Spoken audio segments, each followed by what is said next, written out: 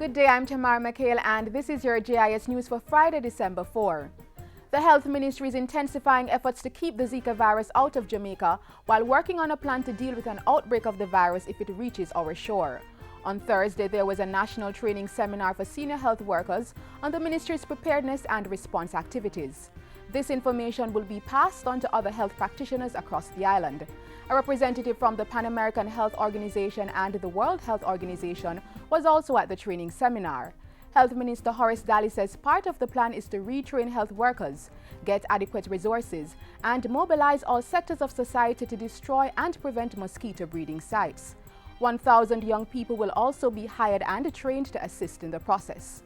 We are going to do everything in our powers, everything our very best to eliminate the mosquito, to identify the virus if it is here, or when it comes, or if it comes, and to make sure we do our part to minimize the impact on our population, our economy, and our people. The Zika virus is spread by the Aedes aegypti mosquito, which also transmits dengue and chikungunya. As of December 1, it was detected in 9 countries in the Americas. That includes one Caribbean country, Suriname. In Brazil, there are reports of a possible link between the Zika virus and birth defects. Individuals are reminded to prevent mosquito bites by using insect repellent containing DEET, wearing long-sleeved clothing, and meshing windows and doors. District constables will become pensionable at the start of the new fiscal year, which begins April 1, 2016.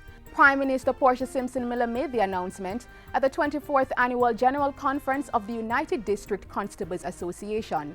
It's in keeping with the 2012-2015 Heads of Agreement between government and the trade union. Cabinet has given approval for district constables to be pensionable. Instructions have been given to the Chief Parliamentary Council to start work on amending the legislation to give effect to this decision. The Prime Minister added that district constables would also be able to benefit from the government's Pensioners-Only Administration Health Insurance Scheme. And the Ministry of National Security has also been authorized to pay performance increments to district constables. Jamaica currently has over 2,400 district constables, the highest in many years. Come next Monday, December 7, Tax Administration Jamaica TAJ will be rolling out Phase 2 of its Revenue Administration Information System RAISE. TAJ Commissioner General Ainsley Powell says it's in keeping with the plans to improve tax compliance and improve customer service.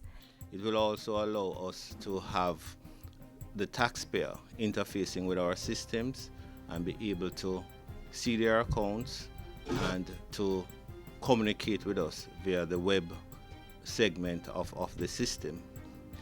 Also, what we are doing from the risk-based side is to be able to profile taxpayers, look at different issues that may arise. Mr. Powell, who was addressing a recent JIS think tank, said under Phase 2 of RAISE, persons would be able to do a number of transactions online. These include applying for income tax exemption and a tax compliance certificate, viewing filing and payment history, making direct bank payments, and submitting applications and supporting documents for tax registration numbers TRN. Under Phase 1 of RAISE, implemented in February this year, all large taxpayers filed their tax returns online. Among other things, refunds for general consumption tax (GCT) are also filed online. Labour market reform was the main focus of the Partnership for Jamaica Council, which held its final meeting for the year on Thursday. The meeting, chaired by Prime Minister Portia Simpson Miller, also received an update from the Labour Market Reform Commission, which indicated that the protection of workers and productivity enhancement would be addressed in the first phase of its work.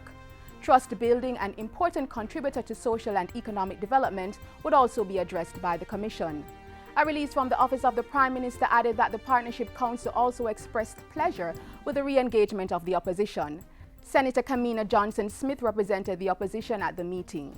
In the meantime, the terms of reference, chairmanship, and membership of the Law and Order Working Group of the Partnership were also discussed. There was also an update on health-related matters from Health Minister Horace Daly, and Donna Parchment Brown was congratulated on her recent appointment as political ombudsman. And finally, all new teachers may soon be required to have training in special education diagnosis and techniques. Education Minister Reverend Ronald Thwaite says this training will be crucial to the further development of the education system.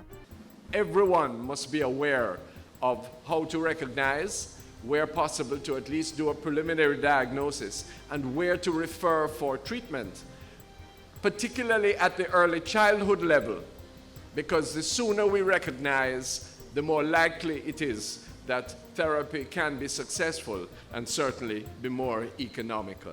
The Education Minister was speaking at a symposium on disability awareness, which was part of week-long activities to mark Disabilities Awareness Week. The week was observed under the theme Inclusion Matters, Access and Empowerment of People of All Abilities. Among other things, it focused on the rights of children with disabilities. And that's it for JIS News Today.